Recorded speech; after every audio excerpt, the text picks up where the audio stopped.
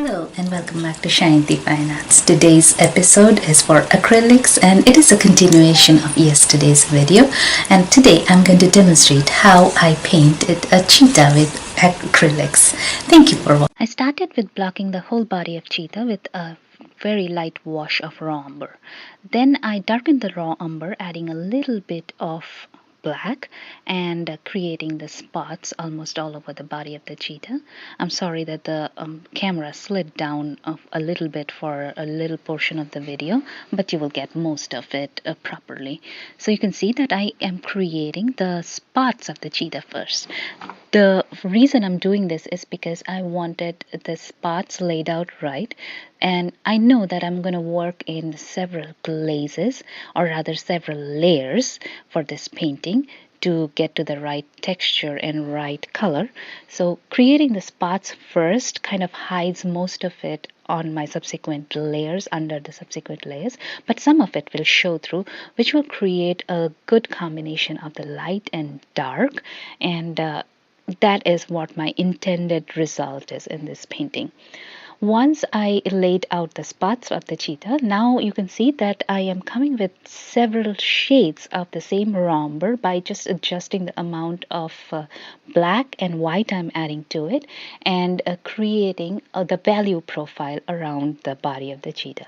A lot of it is very thin layers and I'm just glazing all over it.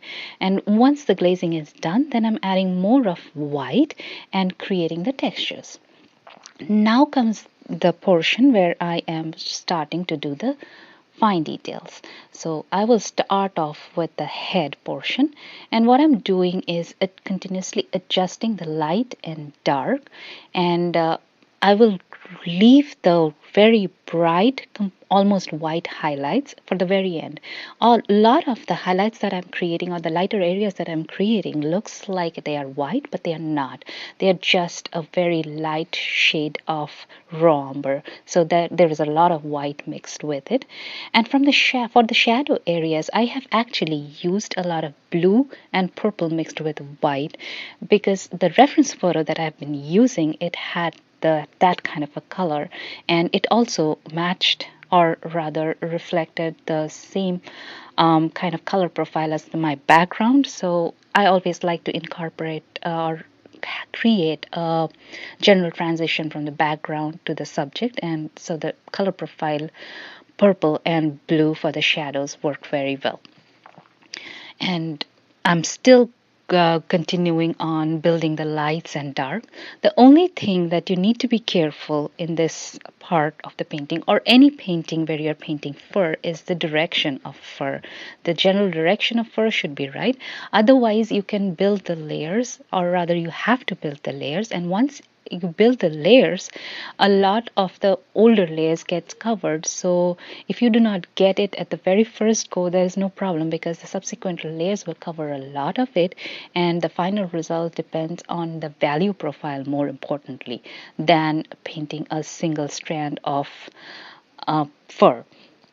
And in fact, I recommend not to focus on the single strands of fur and try to paint every strand of fur correctly, unless you're going for hyperrealism, which I generally do not go for. For realism, you just need to get the general direction of the fur right and the value profile right. Do not focus very much on the single strands and every particular detail, because that will kind of get you off the painting a lot, and you will get too bogged down by the details. So at this point, I am creating the body of the painting, where I am doing the darker areas, or the shadow areas. For the shadow areas, what I'm doing is I am first laying down the dark colors, which in this center part of the body is a shade of purple mixed with a little bit of black to kind of tone down the warmth of the purple. So it's a grayish purple color. So I'm laying that first, and then on top of that, I am coming back with a lighter shade of the same color. So I'm mixing a little bit white with the same color, and then creating the texture of fur. And for this particular painting, or rather painting of the cheetah, you do not have to use the mop brush a lot because you want to create the texture of fur. You want it to look realistic and not smooth it out. So you want to leave some of the textures of the fur. And it will not, at least I cannot do it in a single layer at one go. I have to build multiple layers to get where I want to be.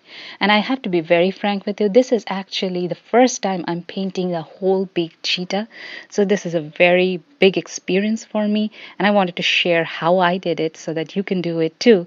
And if you think that you can do it because you have not done it before, then you're completely wrong, because this was my first time doing this too. So if I can do it, you can do it too. So this, with that, I'm almost reaching the end of the painting, and the last part would be just to bolden some of the spots that are the very front.